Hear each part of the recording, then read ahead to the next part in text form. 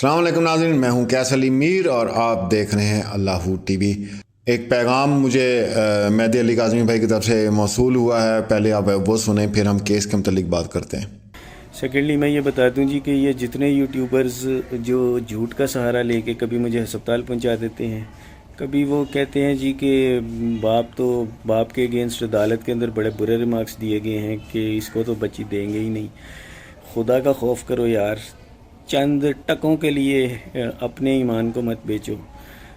ایک جو خاتون بلند و بانگ جھوٹ بول رہی تھی، ان کے اگینسٹ ایک ہرجانے کا دعویٰ کیا جا چکا ہے۔ میں نہیں چاہتا کہ آپ بھی اس قسم کے کسی ہرجانے کا دعویٰ فیس کرو۔ آپ میرے بچوں کی طرح ہو، اور مجھے آپ کی آوازوں سے ہی لگ رہا ہے کہ آپ تو بالکل، آپ کو یہ بھی نہیں پتہ کہ ڈیفیمیشن کا مطلب کیا ہوتا ہے۔ تو آپ ڈیفیم مجھے مت کرو۔ آپ صرف چند ویوز لینے کے لیے چھوٹے پدے چینلز جو ہیں وہ اس قسم کی حرکتیں نہ کریں۔ آپ کو یہ علم ہی نہیں کہ عدالت کے اندر کیا پروسیڈنگ ہوئی ہے۔ عدالت نے تو ابھی تک مجھ سے کچھ پوچھا ہی نہیں، کیونکہ مجھ سے پوچھنا اس وقت بنتا ہے جب آرگومنٹ سٹارٹ ہوتے ہیں۔ ابھی بات تو آرگومنٹس تک آئی نہیں۔ جج صاحب کا فوکس یہی ہے کہ بچی کو بازیاب کر کے عدالت میں لایا جائے۔ آپ کو شاید عدالتوں کی کارروائی کا علم ہی نہیں ہے کہ عدالتوں میں کیسے کارروائی کی جاتی ہے۔ عدالت نے پچھلی بار میرے لیے میری فیملی وہاں پہ کھڑی تھی، میری بچیاں، میری وائف وہ کھڑی تھی اندر، اور عدالت نے، جج صاحب نے بڑے کلیئر ریمارکس دیے تھے کہ اس فیملی کی حالت دیکھیں اور ان پہ ترس کھائیں اور ان کی بچی کو یہاں پر لے کر آئیں۔ اس کے علاوہ انہوں نے کسی قسم کے کوئی ورڈز مجھے نہیں دیے۔ اگر میرے لیے کوئی دیے ہوں تو میں ذمہ دار ہوں ان الفاظ کا۔ آپ خدا کا خوف کرو، ایسی ڈیفیمیشن کی ایسی چیزیں مت کرو کہ آپ کے اگینسٹ کوئی جو ہے وہ میں کارروائی کروں، کیونکہ مجھے پتہ ہے آپ لوگوں کے چینلز بھی بہت چھوٹے ہیں اور آپ کو ان حرکتوں کا مطلب بھی نہیں پتہ کہ یہ حرکتوں کا مطلب کیا ہوتا ہے۔ تو خدا کا نام لو، عقل کے ناخن لو، جھوٹ مت بولو۔ جو عدالتوں کے جو کورٹ رپورٹرز ہوتے ہیں ان کی رپورٹنگ پوری اویلیبل ہے، جو یوٹیوب پہ اویلیبل ہے۔ ان کے ریمارکس وہ اندر کھڑے ہوتے ہیں، آپ لوگوں نے تو کبھی شاید کورٹ کی شکل بھی نہیں دیکھی ہوگی، وہ اندر کھڑے ہوتے ہیں، آپ ان کی ویڈیو دیکھیں وہ کیا کہہ رہے تھے۔ اچھا جی، آج جو نمرہ کاظمی کیس تھا اس کی سماعت ہوئی، اور اس سماعت میں دعا زہرا کا بھی جو ہے وہ ذکر ہوا۔ میں اس لیے یہ آپ کے ساتھ آج کی کارروائی تھوڑی سی شیئر کروں گا، اور ساتھ یہ بھی بتاتا چلوں کہ کل جو ہیں وہ 5 جو ملزمان ہیں ان کو بھی پیش کر دیا جائے گا عدالت میں، جس میں جو ہے وہ ظہیر کا بھائی شبیر ہے، ایک نذیر ہے، ایک امجد ہے، اور ایک کوئی ڈاکٹر غلام نبی بتا رہے ہیں، اور جہانگیر جو میرے خیال سے ڈرائیور تھا۔ اچھا جی، آج نمرہ کاظمی کیس کی جو سماعت ہے وہ 2 رکنی بینچ نے کی۔ دعا زہرا کیس کے حوالے سے بھی اس پر بات کی گئی، اور جب جج صاحب نے پوچھا کہ نمرہ کاظمی کہاں ہے تو ان کو وہی جواب ملا جو دعا زہرا کے حوالے سے جواب دیا گیا تھا کہ بدقسمتی سے نمرہ کاظمی نہیں ملی۔ آپ جانتے ہیں سوموار کو ان کو پیش بھی کرنا ہے، عدالت نے سخت نوٹس جو ہے وہ جاری کیے ہوئے ہیں۔ معزز جج صاحبان نے جب یہ بات سنی تو انہوں نے کہا کہ آپ تو عدالت کے ساتھ کھیل رہے ہیں، ہر سماعت پر نئی سٹوری سناتے ہیں۔ ایک بچی جو پاکستان میں ہے آپ اس کو نہیں لا پا رہے، تو آپ پروفیشنل جو کرمنلز ہیں ان کو کیسے گرفتار کریں گے؟ جج صاحب نے کہا کہ اگر دعا زہرا اور نمرہ عدالت میں پیش نہ ہوئے تو پولیس کے خلاف سخت سے سخت کارروائی کی جائے گی، اور آئی جی کو خود اس کا جواب دینا پڑے گا۔ ہمارے پاس آئی جی کے خلاف کارروائی کرنے کے علاوہ کوئی چارہ نہیں ہے۔ حیران کن بات ہے کہ آپ کی پوری مشینری لگی ہوئی ہے اور آپ ایک چھوٹی سی بچی کو بازیاب نہیں کرا پا رہے۔ اچھا، جو آخری سماعت ہوئی تھی دعا زہرا کیس کی، اس میں آپ نے دیکھا ہوگا آئی جی سندھ جو تھے وہ کورٹ سے باہر نکل رہے تھے، تو کسی صحافی بھائی نے ان کی ویڈیو بنائی تھی اور وہ جلدی اس کا جواب دے رہے تھے، جس میں ایک صحافی بھائی نے سوال کیا کہ آپ کیا سمجھتے ہیں کوئی گینگ ہے اس کے پیچھے؟ تو آئی جی سندھ نے کہا تھا کہ نہیں یہ کوئی گینگ نہیں، یہ عام سے لوگ ہیں۔ لیکن جب ان سے اگلا سوال پوچھا گیا اسی حوالے سے تو انہوں نے کہا کہ جب ہم ان تک پہنچتے ہیں تو کوئی ان کو وہاں سے نکال لیتا ہے۔ اب کوئی ان کو جو نکال لیتا ہے نا وہی گینگ ہے، اور ہم اسی پہ بات کر رہے ہیں کہ وہ جو نکال لیتا ہے وہ گینگ ہے، اور آج بھی دوبارہ مجھے وہی باتیں جو ہیں ان آفیشیل جو ہے وہ مل رہی ہیں کہ دعا زہرا پولیس کسٹڈی میں آ چکی ہے۔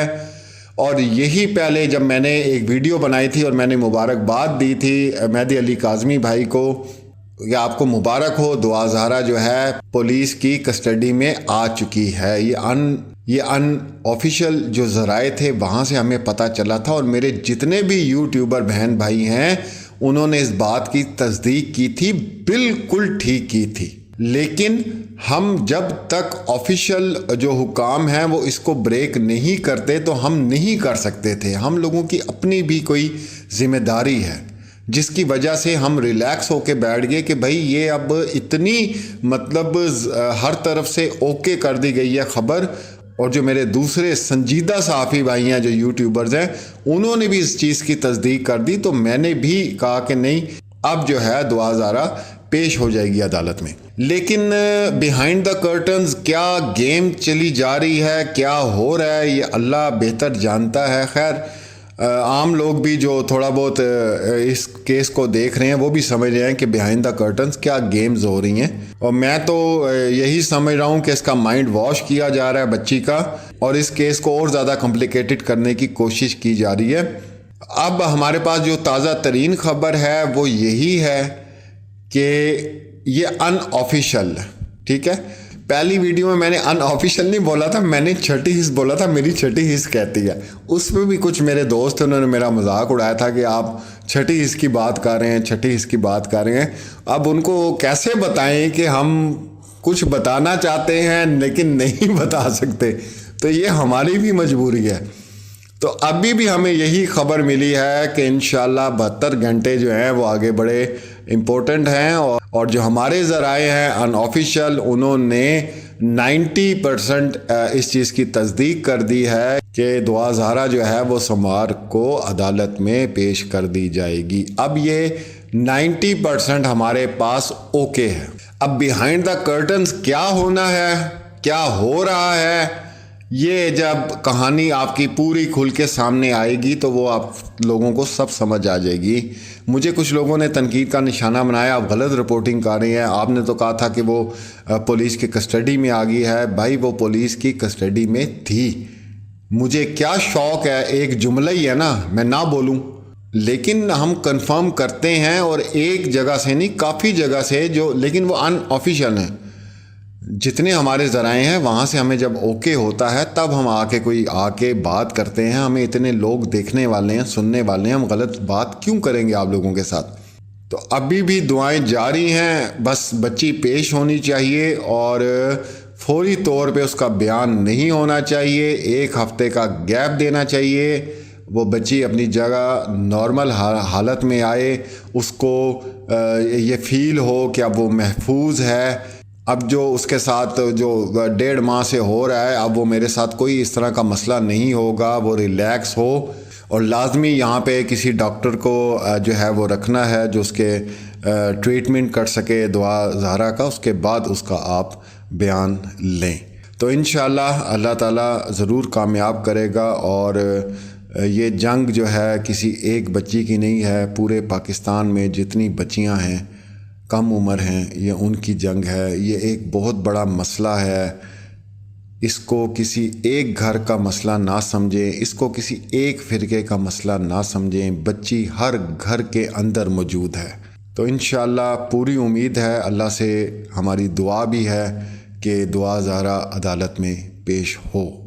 اور جب آپ ہماری پلے لسٹ میں جائیں گے تو وہاں پہ ہماری ایک پلے لسٹ فولڈر دعا زہرا کیس کے نام سے ہی بنا ہوا ہے، اس کے اندر وہ تمام تر آپ کو ویڈیوز مل جائیں گی جو اس کیس کے حوالے سے ہم لوگ اپلوڈ کرتے رہے ہیں۔